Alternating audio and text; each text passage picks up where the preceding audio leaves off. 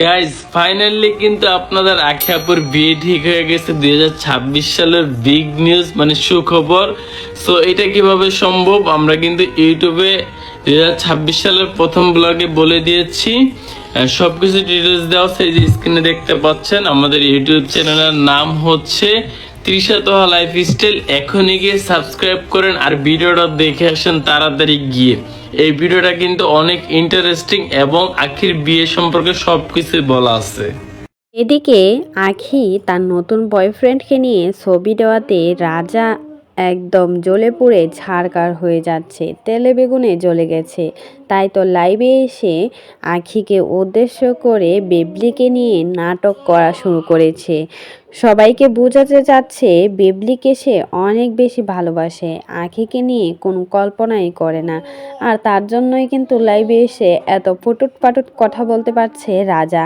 এদিকে আখি কিন্তু অনেক দিন পর রাজাকে বলে আবারও নতুন করে জীবনটাকে শুরু করলো, নতুন করে আবারও মুভ অন করেছে। এতে কিন্তু সবাই অনেক বেশি খুশি হয়েছে। রীতিমতো আখির প্রশংসায় ভাসতেছে সবাই।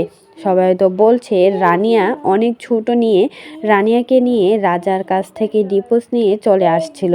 এখানে আখির কোনো দোষ ছিল না, রাজার পরকীয়ার কারণে আখি রাজার জীবন থেকে চলে আসছে। অথচ রাজা মিথ্যা একটা অপবাদ দিয়েছিল আখিকে, কিন্তু আখি কোনো কিছু এখন পর্যন্ত ক্লিয়ার করেনি। কারণ এসব মানুষদের সাথে লাগতে গেলে নিজের মান সম্মান ক্ষয়। তার জন্যই কিন্তু আখি বুদ্ধি খাটিয়ে কিছুই বলেনি তার এক্স হাজব্যান্ড রাজাকে নিয়ে।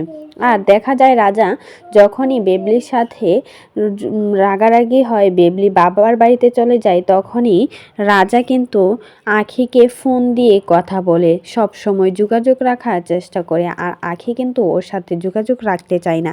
তারপর বেহায়ার মতো হলেও রাজা ওদের সাথে কথা বলতে চাই, আর সেটা কিন্তু ক্লিয়ার করেছিল লাইভে এসে আখি। এখন তো রাজার জ্বলবে, কারণ আখি দিন দিন এতই সুন্দর হয়ে গেছে যে কোনো পুরুষেই তার প্রতি আসক্ত হবে।